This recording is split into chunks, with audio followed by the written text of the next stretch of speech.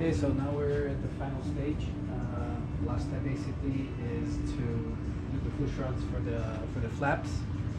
To do that, you'll find in the kit, you'll find 2 pushrods. They're obviously too long.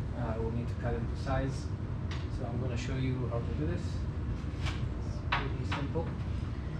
First of all, you need to mark, again, more or less where to cut it.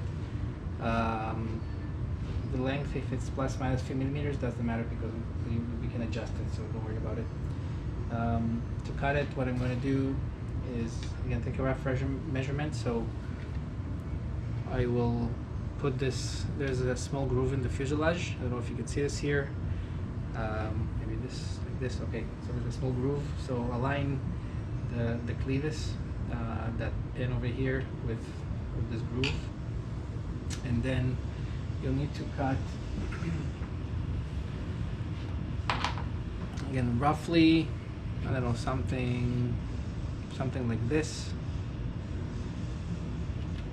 more or less. Again, not a big deal because this will be adjusted with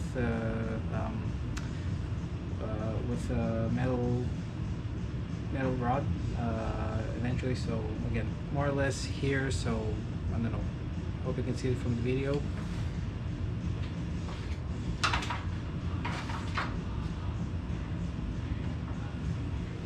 Okay, so I'm going to use my Dremel cutter to do this. Let's see where, yeah, a little bit here.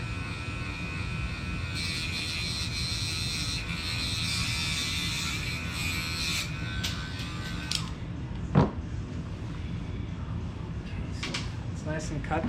What I usually like to do, other than cutting to the length, I like to add one more kind of groove here, so that I can put CA in it, like fill it completely with CA.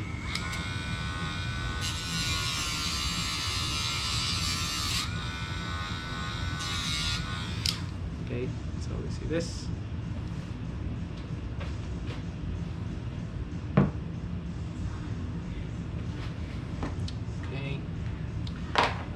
Okay, now comes the, I would say, tricky part.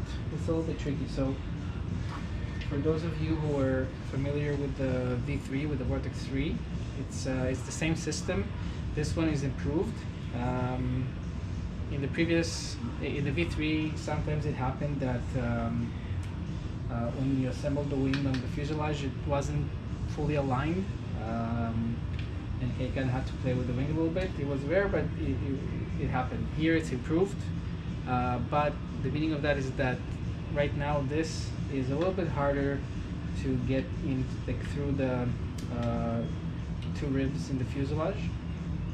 So you kind of have to kind of play with it until it gets all the way in. So yeah, a light source like a flashlight or something will help you to kind of guide it in to see. One more thing that I noticed that happens is that sometimes the groove is so, the tolerance is pretty tight. So this tube here, like this doubler here, sometimes it's a little bit too thick, and you need to sand it down just a little bit by, I don't know, 1 or 2/10 of a millimeter, and just a light sand. But we'll see if it happens. Doesn't always happen. On one of my other V4 builds, I had to do it. On the other one, I didn't. So again, very easy to do. And also, once we see that everything moves nicely, I will put some grease on this tube to kind of make sure that this can all move smoothly.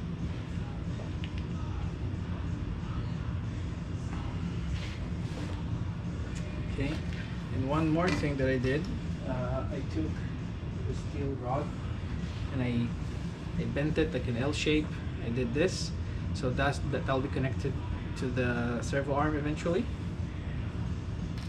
And the arm that we're going to use, I'm going to use is this one, and I'm using the second hole, not the very first one, but the second one, to have a little bit more deflection. So yes, it can have a little bit less resolution, but it can get more deflection. The resolution is good enough, so it works fine for me. The first thing, I'm going to drill a hole.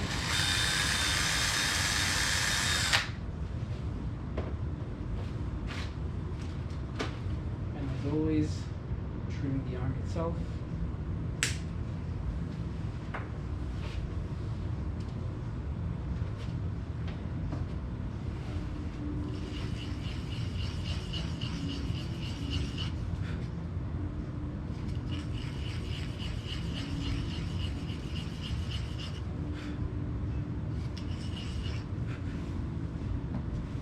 Okay, so this is how it looks like right now.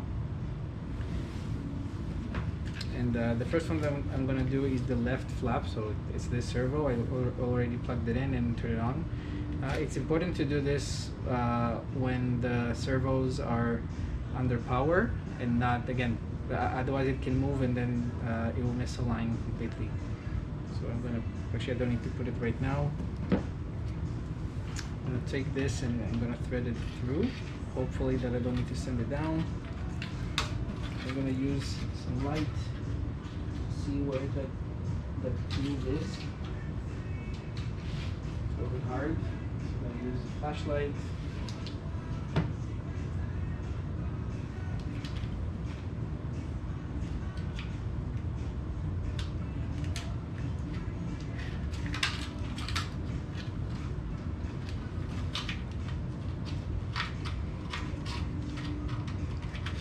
I need to play with it until you find the hole itself.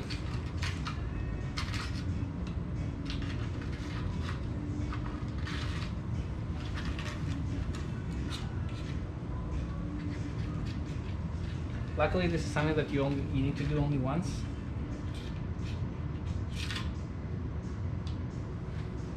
I move to the light to see better.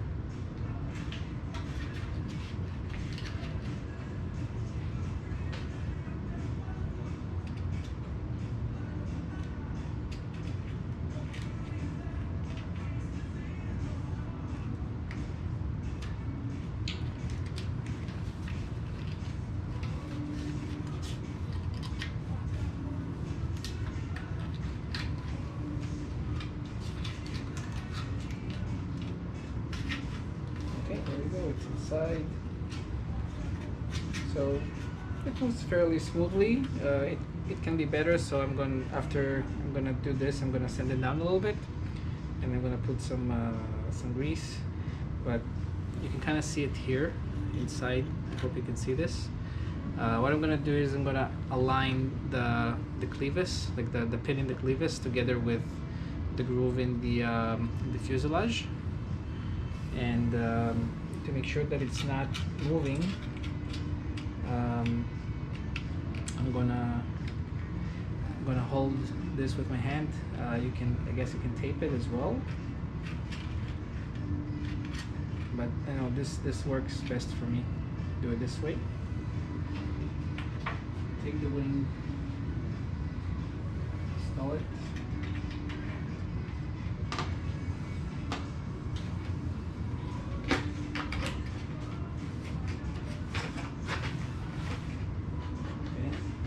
See, it's fully engaged, so that's good. Now you can let go of this and screw in the wing. It's important to screw it in all the way.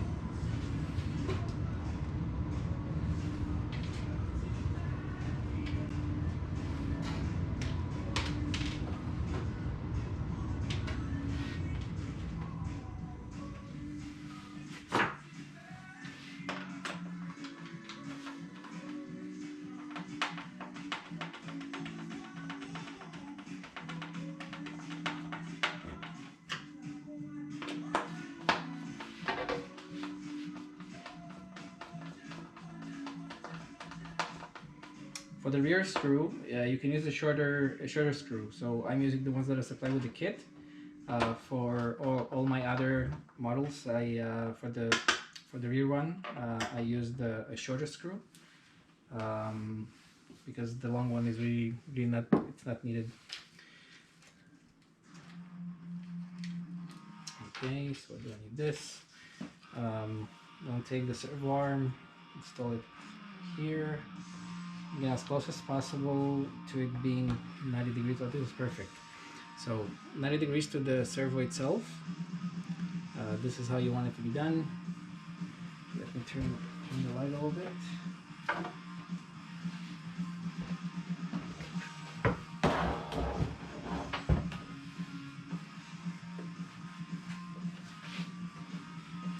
So I hope this is better. Okay, so see it's 90 degrees, and I have my remote here. The next step is, the next step is actually to set the flap deflection, and the deflection that you want to have is 12 millimeters from the kind of zero position. To do that in a constant and repeatable way,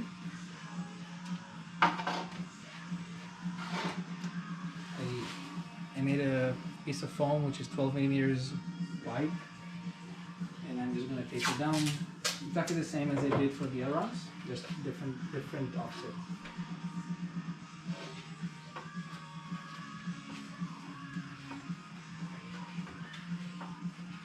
Okay, so this is done.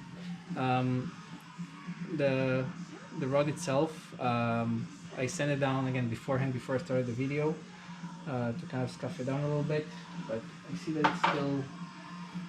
Actually, I didn't, so I'm going to do it right now. You want to make sure that the bonding is really good, so you want to scuff it down a little bit.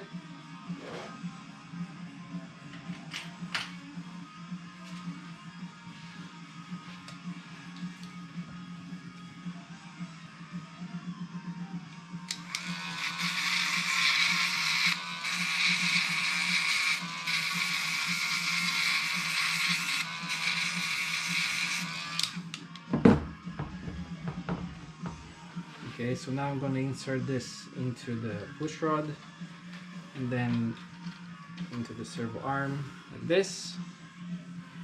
And should I do it? Okay, so it's not exactly 90 degrees, so I'm going to trim it a little bit on my remote.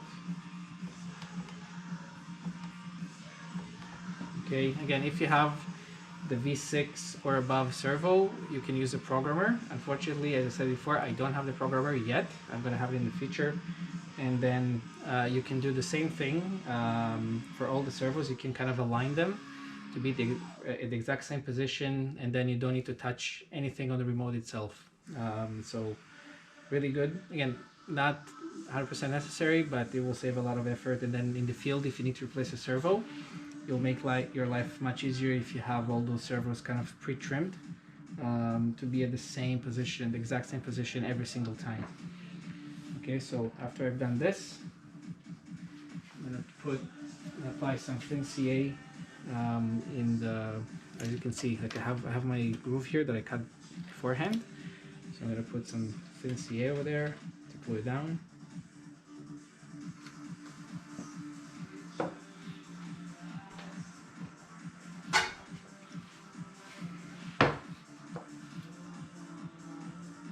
You want to make sure that you fill the entire void over there inside between the tube and the rod itself.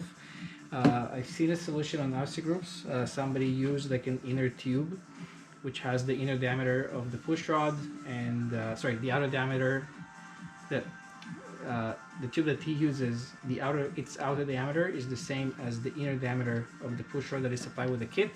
And the inner diameter of that tube that he uses has the inner diameter of the metal piece. I would say it's nicer and cleaner, but this is definitely good enough.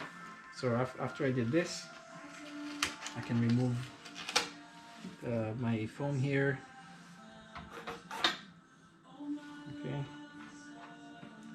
Okay, there's no worry, we'll take care of it later. See.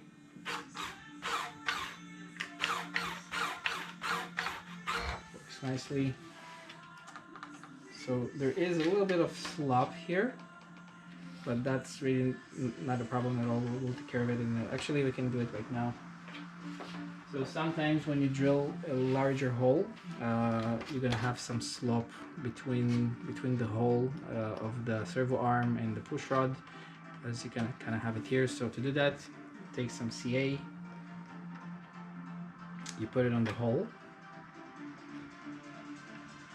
Again, just a little drop, you don't need much. Okay, you play with it so that it will sit through nicely. Use some kicker, and while it cures and dries, make sure you move this.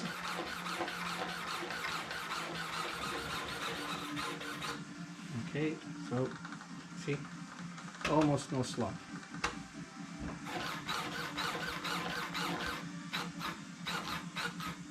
I've also tried, in whoever follows me on Facebook, so I've tried running these servos on 2S. Like right now I'm using one cell battery. I tried it on 2 cells just for fun.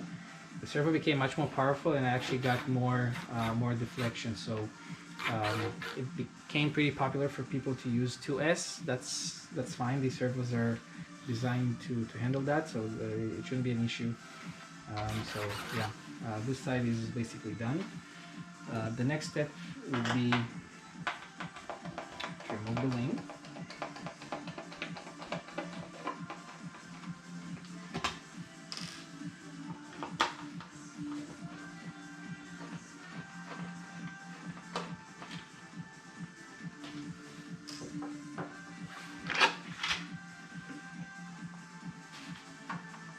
Okay, take out the push rod.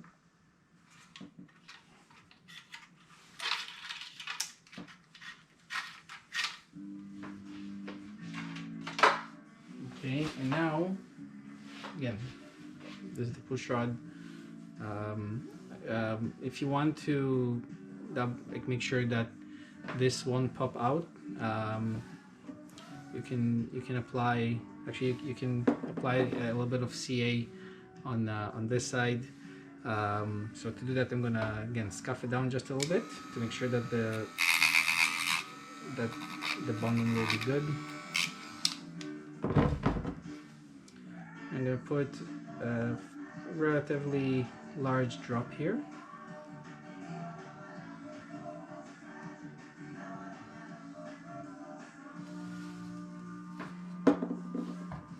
Okay, so it looks like this.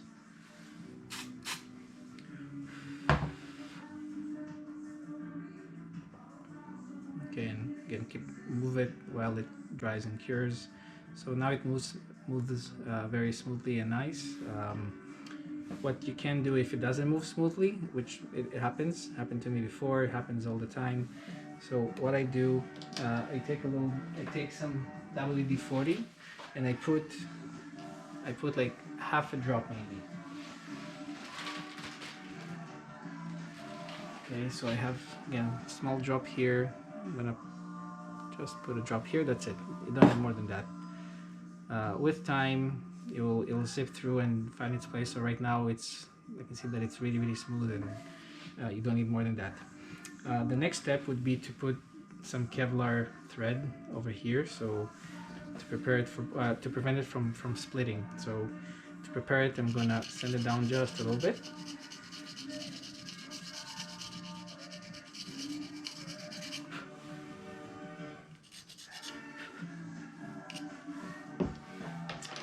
And then you'll find in your kit, you're gonna find this, which is just a Kevlar toe.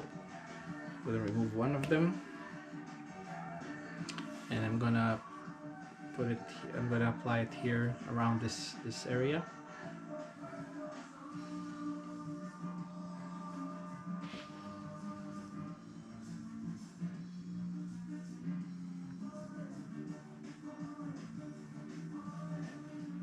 Right, and use thin CA to glue it down.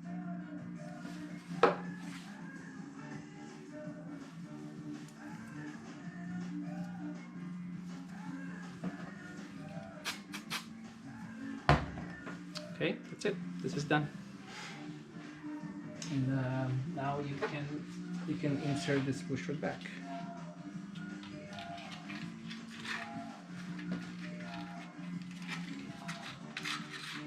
Oh yes, I said I'm gonna put some grease, so I'm gonna do this to ensure a very smooth motion.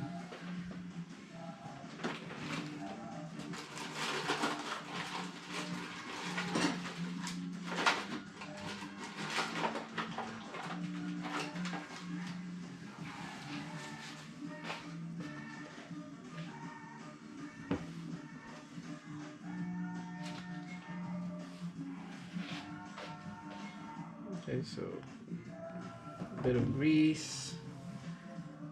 I'm gonna apply it here gently.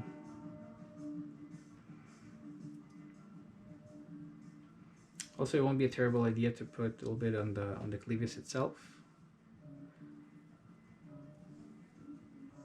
Okay, it's not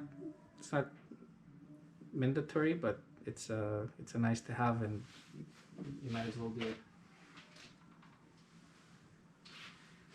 Okay, so now I can put it back in.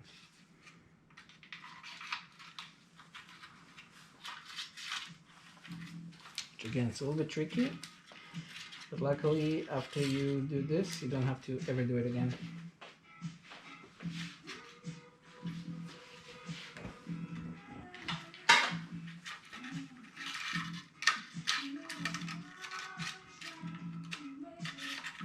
Okay, this time it went even smoothly.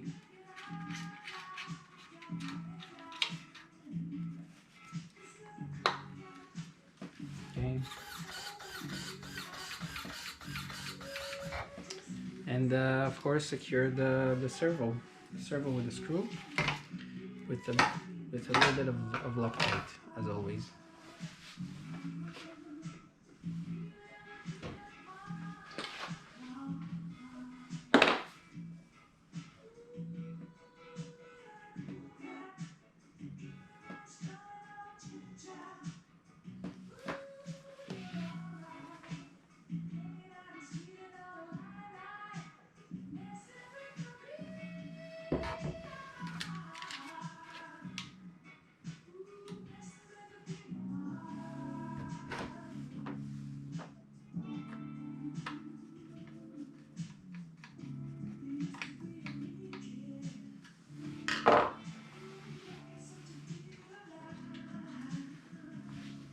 Okay, so one side is done. Now all you have to do is to repeat the same thing on the other side.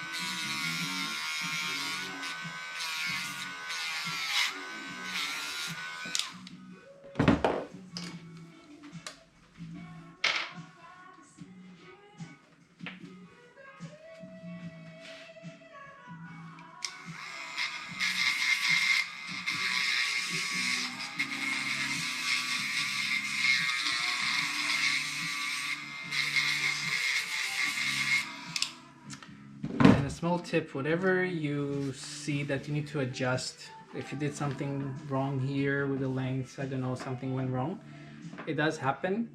There is a way to release this the bonding here without damaging anything.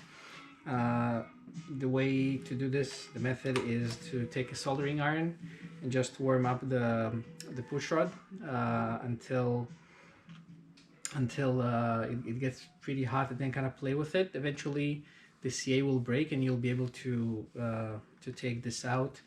After that, just drill a small hole inside the carbon rod, about, I think it's 2 millimeters or 1.5 millimeters. No, it's 2 millimeters. So to drill it to kind of scuff the area itself and to make room for the push rod. And then again, adjust whatever you need, a few drops of CA, and that's it. That's fine. I've done it several times. It's hard to do this first time, but after you've done it once, it's a piece of cake.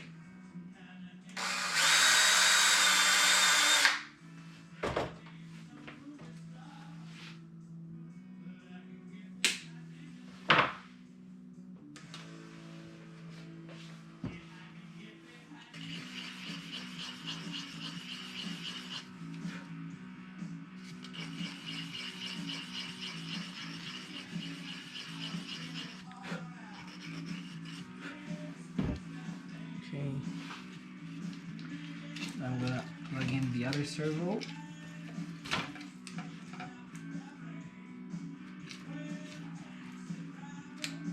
Just need to find it.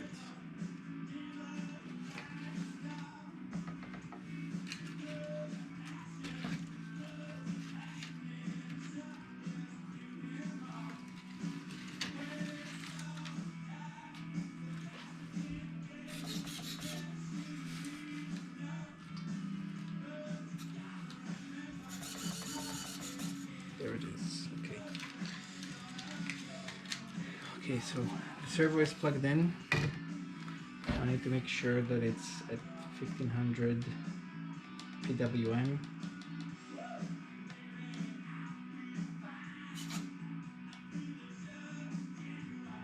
Okay, so the way I use it, I use an FrSky, so I hope you can see the monitor. So you see it says, again, right now it's 1499, but 1500 is the center of any servo, or basically any ESC or anything. This is how they built, because all the RC systems are the same. If you use S-Bus, it's probably the same, I'm not sure, but this is how I do it. You can also use the servo testers. Some servo testers, they have a screen on them and it shows you what is the PWM value. So just use it.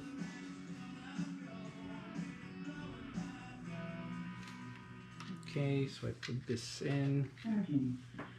Make sure that it's 90 degrees.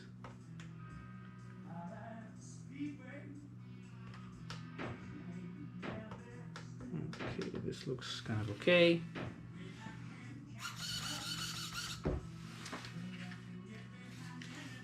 Okay, and just as before, I'm going to insert this.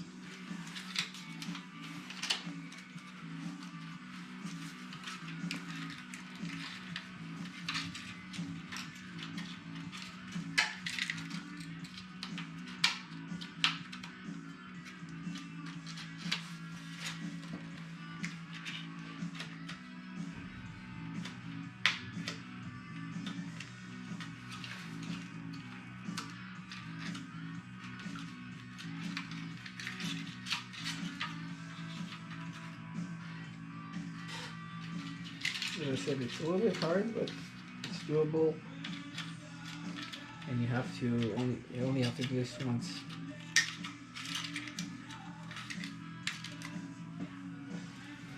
I'm going to use a flashlight for this.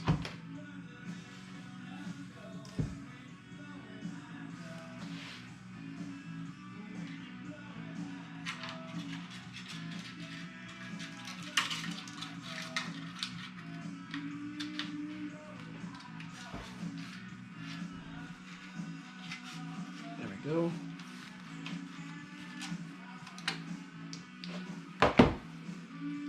Okay, so you see it's inside. Again, more or less aligned with the groove. I'm gonna hold it with my fingers, insert the wing, and then make sure that it engages.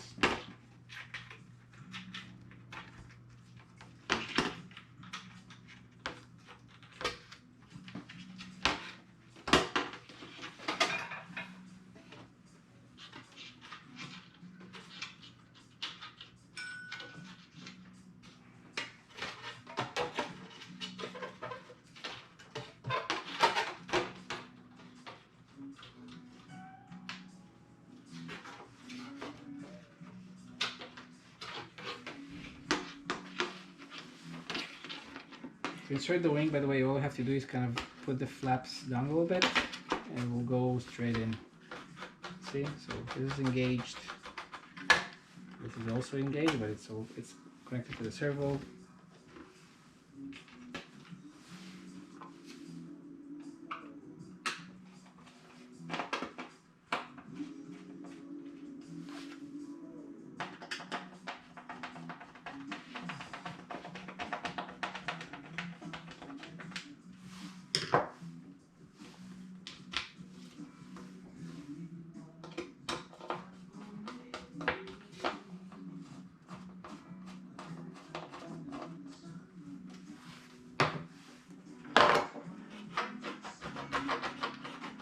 Okay, so again, there's a little bit of friction. So I will either need to sand it down a little bit, even though I'm not sure, or just add a little bit of grease. That should be sufficient for this one. There was a little bit of friction. I added some grease as you saw before, and that fixed the problem. Again, problem, it's not really a problem. Yes, so put the foam.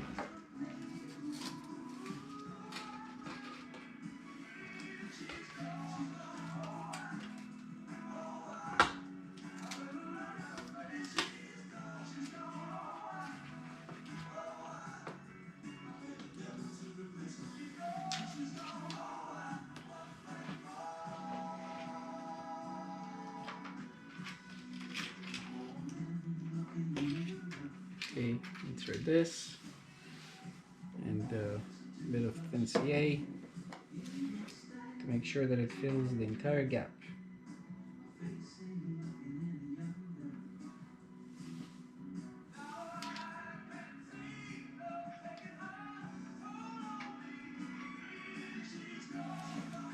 So sometimes when you use thin CA in an accelerator, a thin CA tends to foam up a little bit.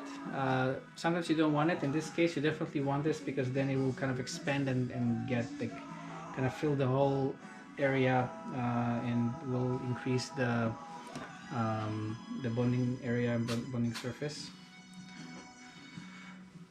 Okay, great.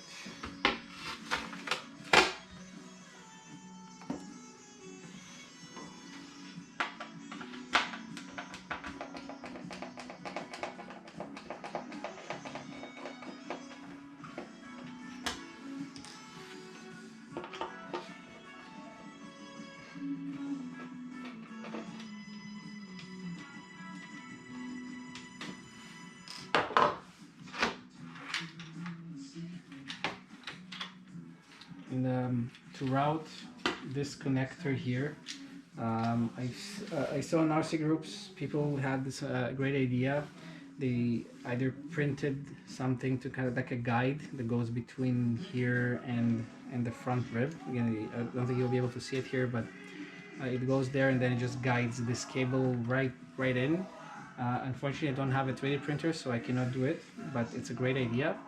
And whenever I'm gonna find someone with a printer, I'm definitely gonna do that.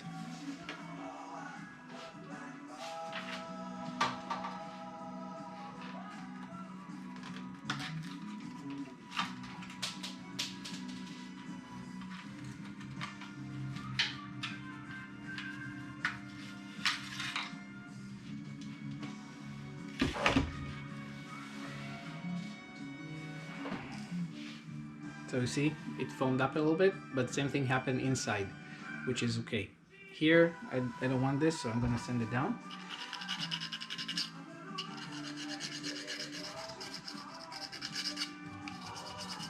And scuff the surface. Maybe I'll scuff this a little bit.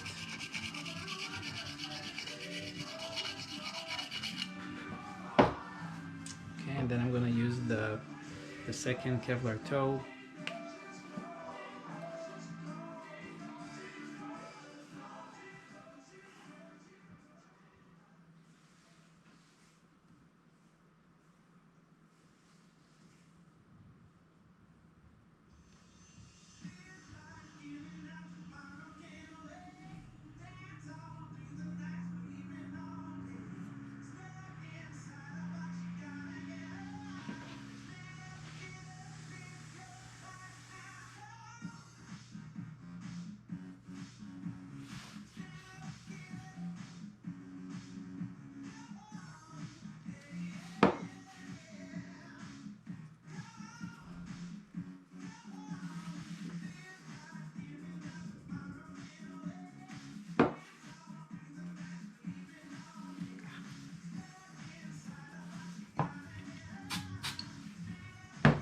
Okay, see, nice and clean. I'm gonna apply a little bit of grease just like before.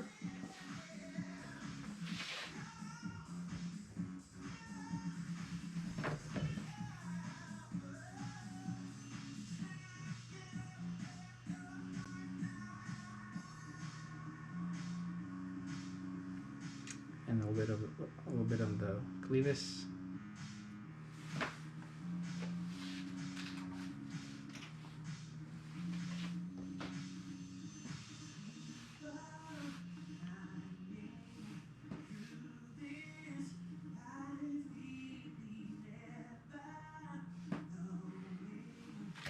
now insert it back.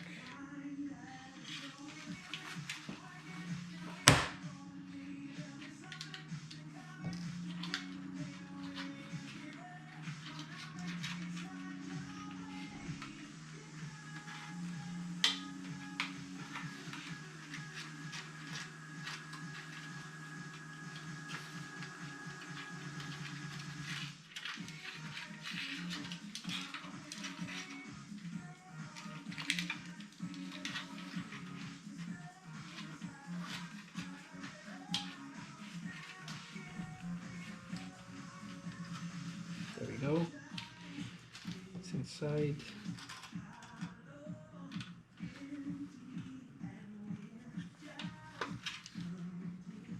Okay, awesome. I'm gonna validate everything. I'm going to insert the wing, so now it doesn't go in. Just put it down a little bit, push it down. That's it. So this is engaged.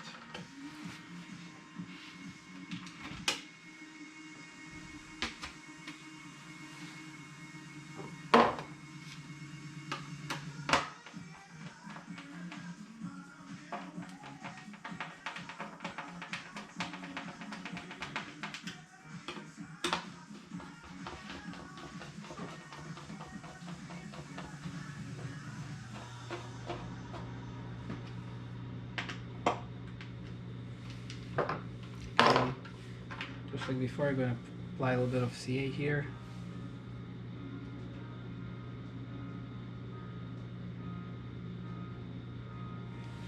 Play with this.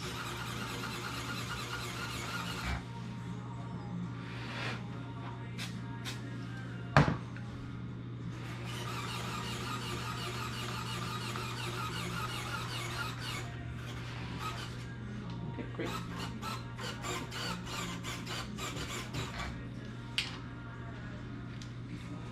Okay, yeah, so the CA needs to cure a little bit, but basically this is done. Yeah, so I'm going to remove the wing.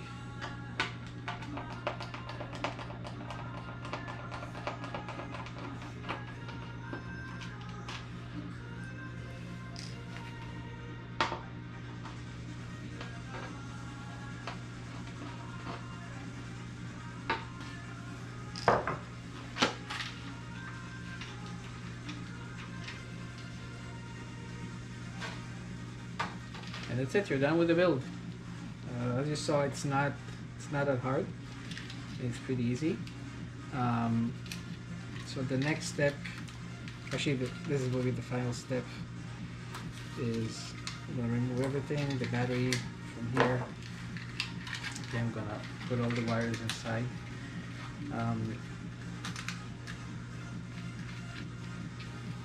Okay, so as you can see, there is the nose there is some gap between this part and the nose itself, the nose cone. So in order to avoid the nose cone to break and crack and whatever on hard landings, you want to close this gap.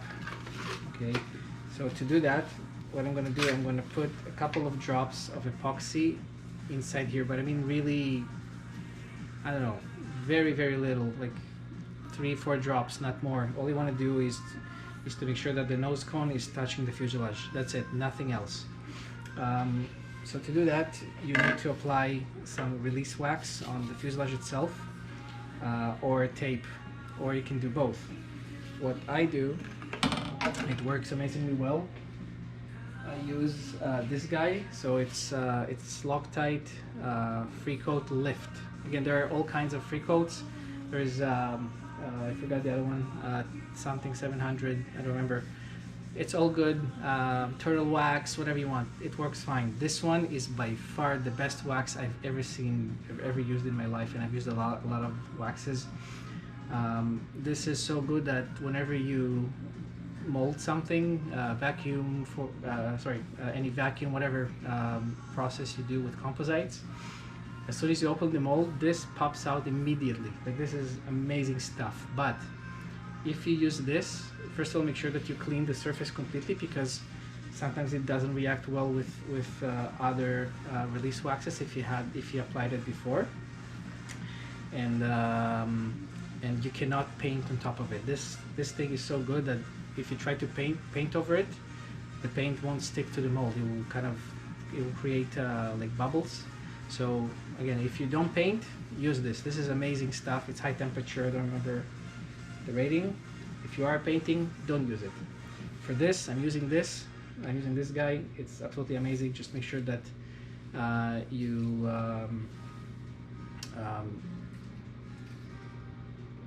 you mix it really well and shake it well before you use. Because if you don't, it doesn't work that well.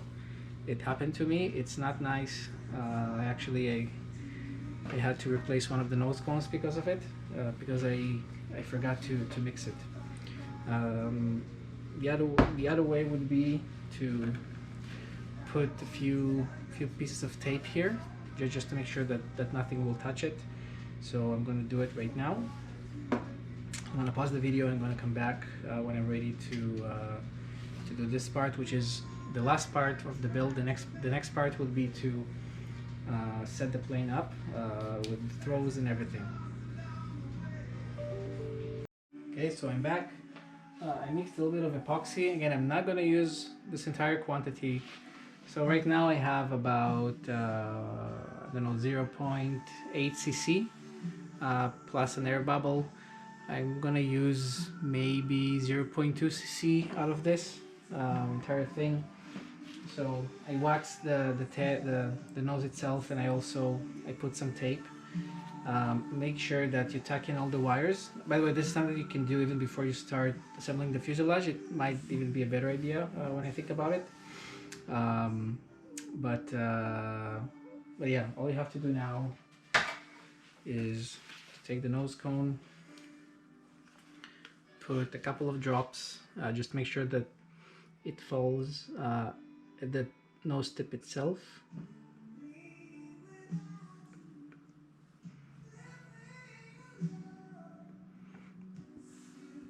So yeah, I've used exactly 0.2 cc, and even that is too much in my opinion. Okay, so just make sure that you install it the right way. Just kind of look at the shape. It won't fit the other way. So take this, put it here. That's it. You're done.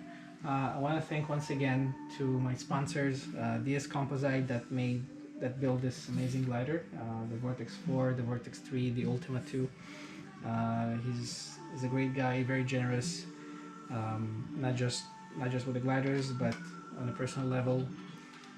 He's absolutely amazing. And also I want to thank KST Servos for providing me these amazing servos, the X06, X08, A08, and X10 Mini for the Ultima.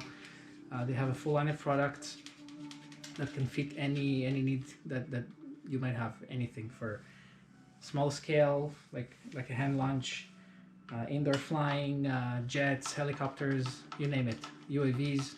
They have a industrial line as well. So again, please support them because they're supporting me, and I made this video thanks to them. Without them, I wouldn't be able to do this. Thank you, and we'll see you in the next video when I'm gonna show you how to set up the model with. Well, I'm not gonna build the entire template for FrSky, but sorry, for OpenTX. I'm just gonna show you how I do it. Thank you.